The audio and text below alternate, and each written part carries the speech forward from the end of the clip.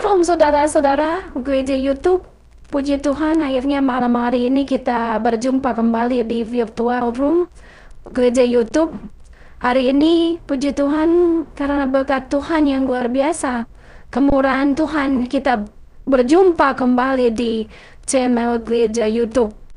Dan tamu kita pada malam hari ini, pada hari ini adalah benar-benar istimewa dengan kesaksiannya. Tetapi sebelum kita mendengarkan kesaksian narasumber kita, saudara gereja YouTube bisa silahkan dibagikan video ini dulu.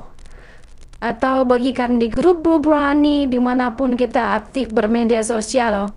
Silahkan di-share di grup WhatsApp Rohani agar kita bisa menjangkau lebih banyak jiwa dan banyak jiwa lagi dimenangkan. Jangan lupa share, like, dan komen. Dan juga jangan lupa untuk subscribe channel Gereja YouTube. Karena dengan subscribe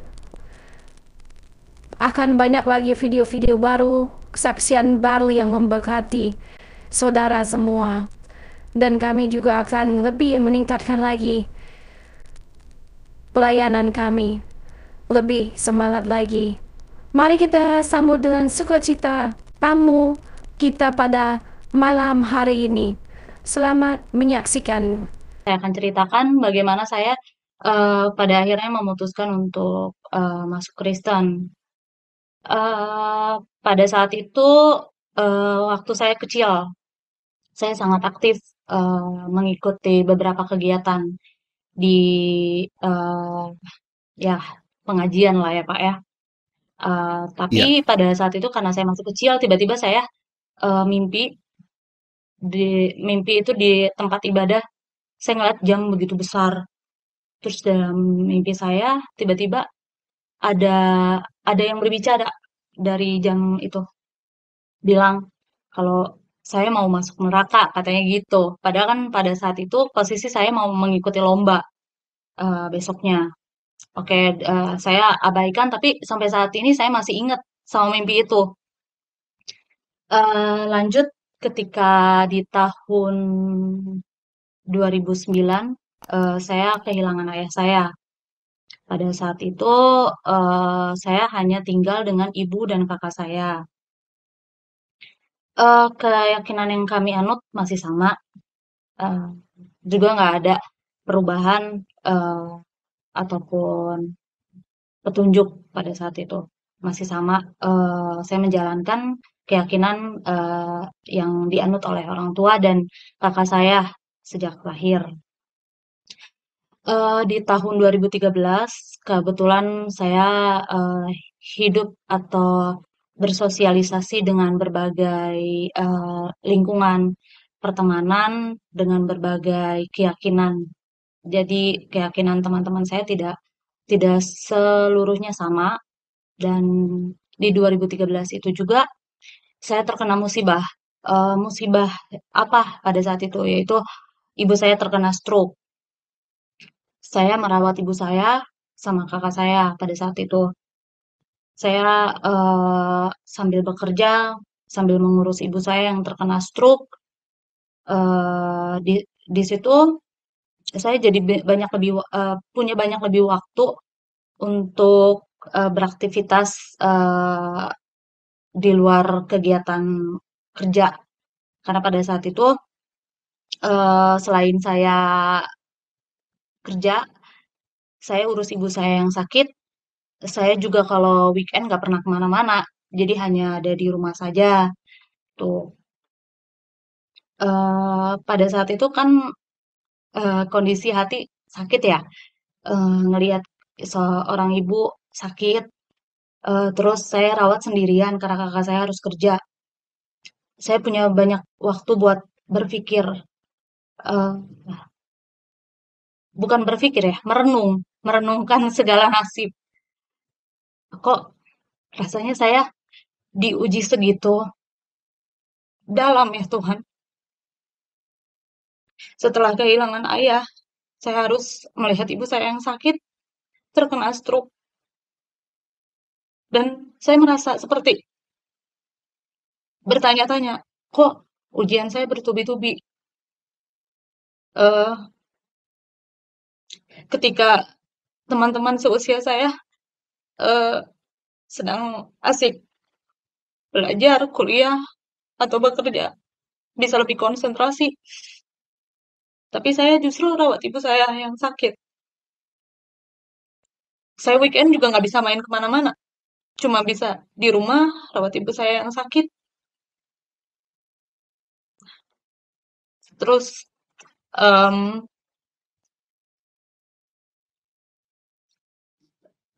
terus di sana ada satu teman yang terus mendampingi saya. Em, jadi pada saat itu karena kondisi tidak memungkinkan untuk saya bekerja, saya sempat berhenti kerja, urus mama saya selama 3 bulan sampai betul-betul pulih, bisa apa bisa makan sendiri. Setelah 3 bulan saya akhirnya keterima kerja, saya sempat galau. Ini siapa yang harus kontrol mama saya? Ya maksudnya saya berterima kasih Kak, dengan rekan saya pada saat itu.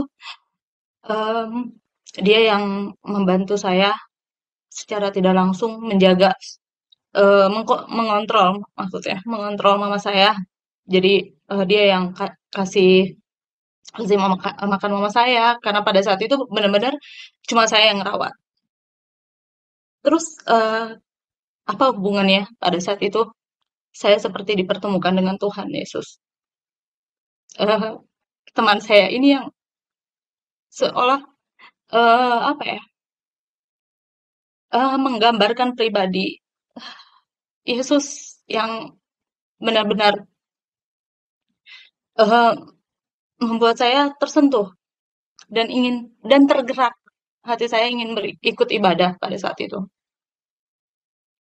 Jadi pada saat itu tiba-tiba teman saya ini bilang, saya mau mau gereja siang, mau ikut nggak? Dibilang gitu. Terus saya sebenarnya ragu karena pada saat itu saya masih menganut Islam. Terus saya bilang, oh enggak, kalau mau gereja ya gereja aja gitu kan, gereja. Akhirnya dia gereja, terus di minggu selanjutnya eh, dia bilang, oh hari Minggu saya nggak bisa sama kamu nih, buat temenin ibu ibu saya mau gereja. Terus saya bilang, kamu gereja jam berapa? Terus dia bilang, gereja jam segini. Oh, ya udah. Nanti saya bilang kakak saya mau ikut sama kamu. Terus teman saya kaget kan, mau ikut gereja? Nggak apa-apa. Nggak apa-apa, saya pengen ikut gereja sama kamu. Pada saat itu saya ikut gereja. Saya juga banyak mendengarkan firman Tuhan melalui Pak Pendeta di gereja teman saya itu. Singkat cerita, kondisi ibu saya semakin memburuk di tahun 2015. Saya juga sudah kehilangan komunikasi dengan teman saya. Perjalanan saya juga mengenal pribadi Yesus pada saat itu juga terputus. Saya tidak banyak eh, mengikuti aktivitas gereja. Tapi di tahun 2019 atau 2020, di tahun 2020 saya lagi itu kondisi mama saya sudah meninggal karena di tahun 2015 ketika kondisi ibu saya sakitnya semakin memburuk, ibu saya meninggal di bulan Agustus 2015, tepatnya tanggal 25. Di tahun itu saya benar-benar apa ya, eh merasa hidup saya hampa. Saya nggak merasa tidak ada tujuan gitu kan. Eh Rasanya kayak beda aja dari dari ketika ada ibu. Meskipun rasanya waktu itu eh saya nggak punya apa ya, nggak punya tujuan juga karena saya hanya fokus untuk mengurus ibu. tidak ada tujuan dalam artian untuk melanjutkan kuliah ataupun mencari kerja. Tapi eh, ketika di tahun 2015 itu saya coba cari kesibukan untuk kerja sambil eh, event-event SPG gitu. Eh, Lalu di tahun 2020 mungkin karena saya merasa eh, kangen banget sama mama saya. Tiba-tiba saya mimpi. Di mimpi itu saya ketemu sama ibu saya. Dan di mimpi itu saya ngeliat ada satu bangunan di bukit yang benar-benar bagus banget. Saya ketemu ibu saya dan waktu itu di dalam mimpi ibu saya benar-benar cantik, pakai baju putih-putih. Terus saya tanya, saya deketin, "Mah, saya dalam mimpi itu bukan bilang, "Mah, saya kangen," gitu, bukan. Padahal dalam hati saya tuh saya benar-benar kangen sama ibu saya. Tapi saya di mimpi itu malah bilang, "Mah, eh, bangunan itu kok bagus?" Aku bilang, "Itu apa?" Terus di situ mama saya bilang, "Itu Pentakosta." Terus saya bilang, "Pentakosta." Selama saya mempelajari Kristen itu, saya nggak tahu itu Pentakosta apa. Terus saya diam di mimpi, tiba-tiba kebangun. Setelah terbangun, saya lihat sudah jam 8 pagi. Terus pada saat itu kebetulan ada teman saya yang Kristen. Saya tanya, eee, oh dia lagi merayakan hari kenaikan Yesus Kristus pada saat itu. Eee, Terus saya ngobrol-ngobrol, ada pembahasan, terus saya bilang, "Oh, Pentakosta itu apa ya?" Dijelaskanlah sama teman saya ini, "Kok bisa mimpi itu?" Terus saya bilang, "Saya juga nggak tahu, saya tiba-tiba minta mimpi itu aja, padahal sebelumnya saya nggak pernah denger itu. Itu apa sih?" Gitu kan. Terus lanjut, mmm, pada saat itu ada teman saya juga yang kebetulan, sedang mempelajari Kristen sama dengan saya. Eee, Terus dia ajak, "Kamu gereja bareng nggak di tempat saya?" Dia bilang gitu. Terus saya bilang, "Oh, boleh deh, saya juga pengen tahu nih." Maksudnya, barangkali ada memang, petunjuk dari Tuhan melalui mimpi saya atau panggilan dari Tuhan melalui mimpi untuk saya, eee, ikut di kegiatan rohani Kristen. Pada saat itu saya mengikuti teman saya gereja di tempat yang sama. Di situ pun saya belum terlalu ini ya, belum terlalu eh, mendalami gitu. Pada saat itu yang sampai pada akhirnya saya tergerak untuk masuk Kristen barulah di tahun 2021 di gereja GPPK CLC. Itu karena saya merasa bahwa kenapa saya bisa teryakinkan, itu karena saya merasa bahwa selama ini banyak keajaiban Tuhan yang tidak pernah saya kira. Ya, salah satunya melalui mimpi itu saya diberikan petunjuk seolah mama saya eh, ingin saya berada di jalan Tuhan. Saya menyimpulkannya seperti itu, kena ya itu karena yang saya percayai terlepas dari orang percaya atau tidak dengan cerita saya, ya itu pengalaman pribadi saya. Itu yang saya rasakan. Kenapa saya bilang bahwa eh, Kristen adalah agama yang saya rasa eh, baik buat saya. karena saya banyak melalui cobaan, ujian, dan selalu dipertemukan dengan teman-teman yang baik dengan saya, itu melalui ajaran Yesus Kristus. Saya selama ini dikuatkan oleh teman-teman saya Kristen. Saya merasa seperti mereka memberikan pelajaran hidup melalui eh, perilaku secara eh, langsung gitu, nggak hanya teori aja gitu, mempraktekannya langsung ke saya. Dan saya merasa semenjak saya masuk Kristen pun, saya seperti diberkati banyak kasih sayang,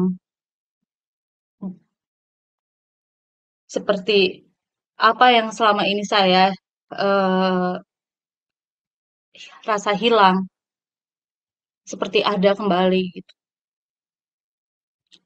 Kalau kalau misal teman-teman bilang bahwa, oh, kamu masuk Kristen ya karena kamu em, kehilangan kasih sayang dari orang tua, terus kamu merasa Tuhan itu nggak ada buat kamu. Ya salah. Justru saya merasa Tuhan itu ada melalui teman-teman saya yang percaya gitu. Saya merasa selama ini diberkati banyak hal itu karena selalu diingatkan oleh teman-teman saya yang percaya gitu. Kalau misal teman-teman saya yang kemarin bilang atau yang merasa bahwa em, pilihan saya salah, kenapa ketika saya pada saat itu kehilangan, tidak ada yang mencoba mendekatkan diri ke saya untuk sekedar mengingatkan. Malah justru orang yang percaya, yang justru mengingatkan saya sampai membuat saya juga ikut percaya. Eh, ya mungkin pesan dari saya juga untuk teman-teman melalui video ini, saya bukan, saya bukan, selama ini saya em, bukan sedang mengkhianati Tuhan saya,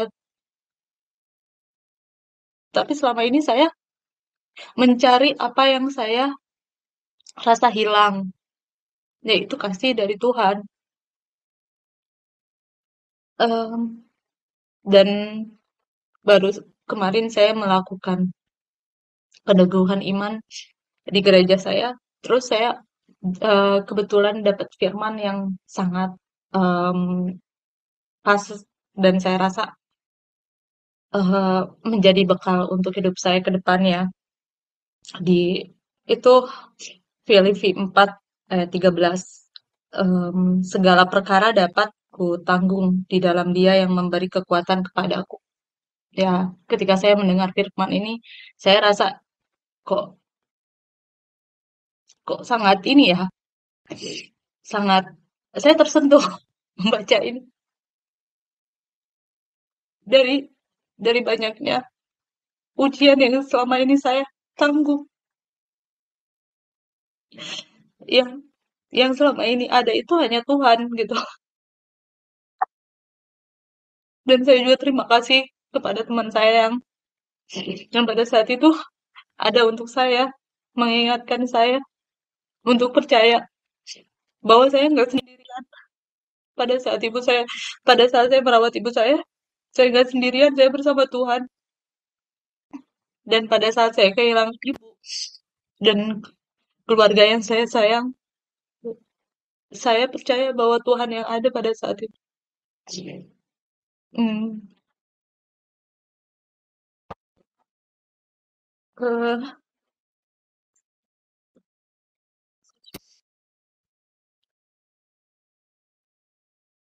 banyak hal yang bikin saya akhirnya memutuskan meyakini ajaran Yesus itu, salah satunya melihat contoh eh dari perilaku keluarga yang menganut keyakinan Kristen. Saya merasakan kasih kasih Tuhan itu ya lebih banyak melalui eh, contoh berperilaku mereka gitu. Saya tidak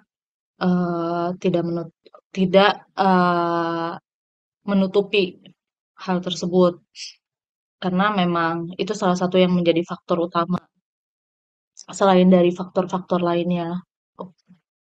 Jadi mungkin untuk teman-teman saya yang kemarin eh, sudah membantu saya dalam artian ada pada saat saya kondisi sulit untuk merawat ibu saya berterima kasih karena melalui teman-teman saya itu eh, saya akhirnya bisa melalui banyak ujian eh, tanpa merasa putus asa. Karena kalau bisa dibilang, saya dulu merasa eh, sudah apa ya, sudah tidak percaya dengan adanya Tuhan karena saking apa ya, eh, tidak ada yang mendampinginya pada saat itu. Tidak ada yang mencoba mendekatkan diri pada saya gitu pada saat itu. Untuk sekedar menguatkan atau mengingatkan gitu hal-hal baik.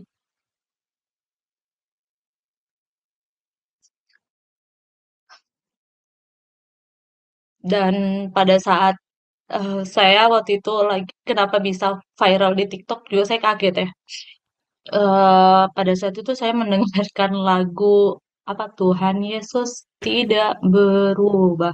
Itu lagi viral banget lagunya kan di TikTok tuh saya kok lucu lihat ya maksudnya kayak anak-anak kecil yang nyanyiin tuh saya tanya ke teman saya, ini lagu apa? Itu biasanya lagu anak-anak sekolah minggu yang nyanyiin gitu. Oh, saya bilang, terus saya itu mungkin kalau untuk orang yang sekilas hanya mendengar musiknya aja, mungkin hanya lucu-lucuannya aja gitu kan, karena di-remix musiknya gitu. Tapi kalau saya jauh lebih daripada itu, saya mendengarkan liriknya. Tuhan Yesus tidak berubah. Ya, saya merasa bahwa Tuhan Yesus tidak pernah berubah. Eh, selama ini selalu diingatkan banyak hal baik, eh, dan Tuhan Yesus mengingatkan melalui orang-orang yang tepat bagi saya. Hmm, Kalau saya flashback lagi selama ini, saya merasa kehilangan sosok sosok keluarga saya. Ya, pada saat saya kehilangan orang tua, itu saya hanya berdua dengan kakak saya. Nah, pada saat kakak saya menikah, kebetulan kakak saya menikah dengan eh, Muslim, namun keluarganya Kristen. Nah, saya saya pada saat itu eh, tinggal dengan mertua kakak saya yang notabene eh, keyakinannya Kristen.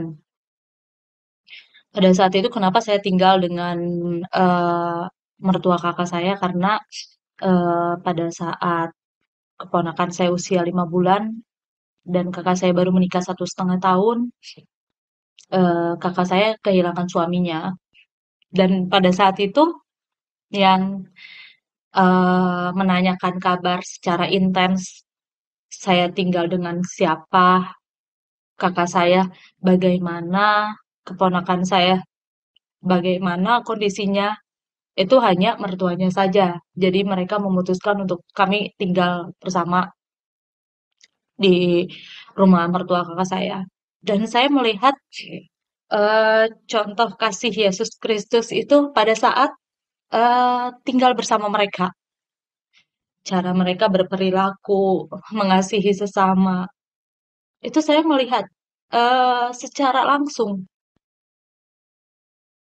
tanpa ada tanpa ada paksaan. Pada akhirnya kenapa saya dibaptis di Agustus 2021 itu karena saya merasa semakin yakin dibe- diberikan kesaksian langsung melalui perilaku mereka.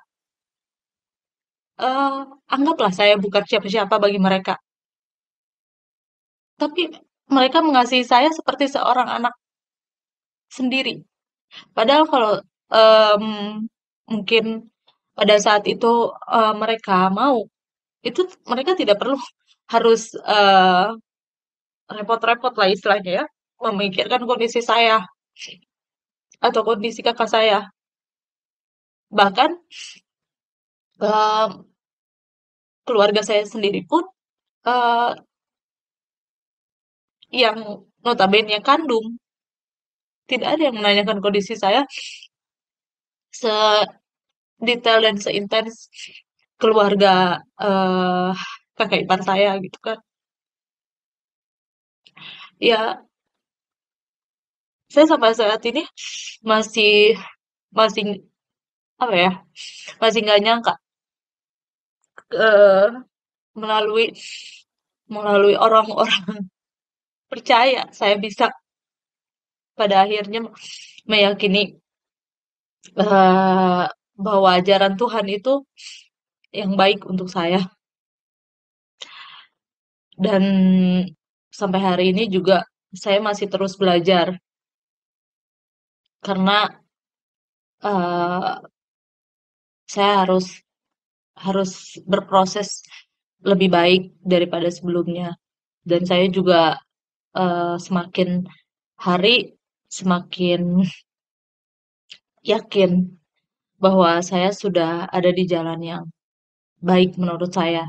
Meskipun tidak mudah yang saya lewati. Karena melalui video yang viral, ya banyak juga cibiran yang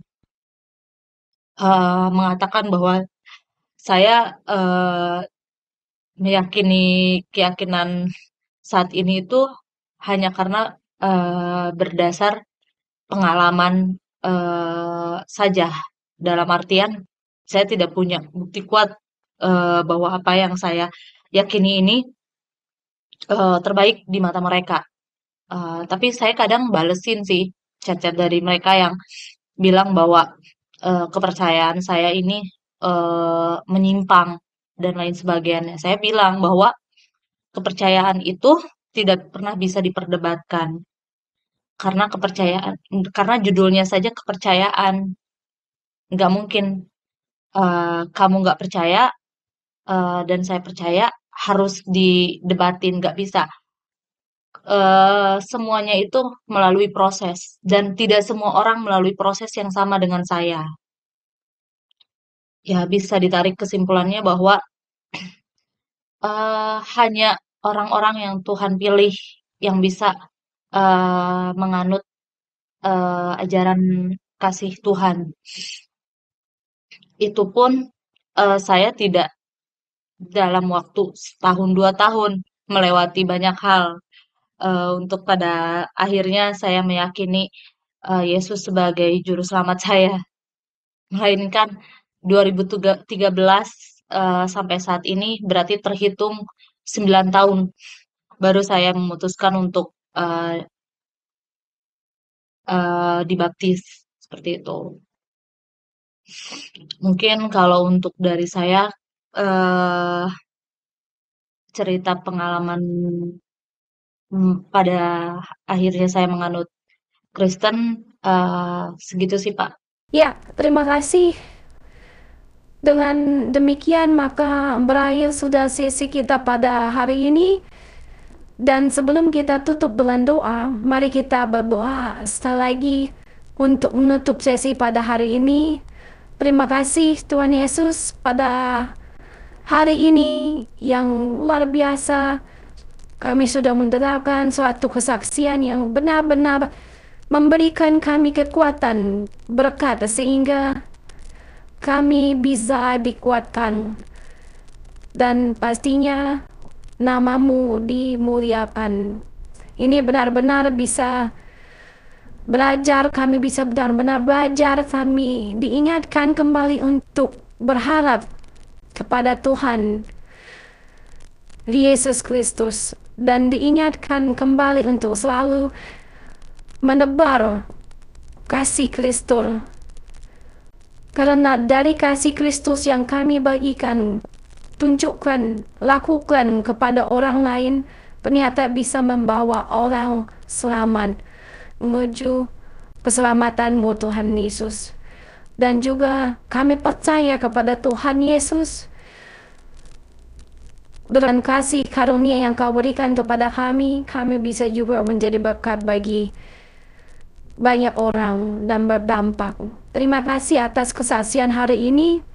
Tuhan, kami berdoa khusus kepada narasumber agar selalu diberikan kekuatan, berkat yang luar biasa, semangat baru, dan juga apapun yang menjadi pergumulannya, biarlah Tuhan Yesus campur tangan. Biarlah Roh Kudus-Mu dengan bilu-bilu-Mu disembuhkan semuanya Tuhan.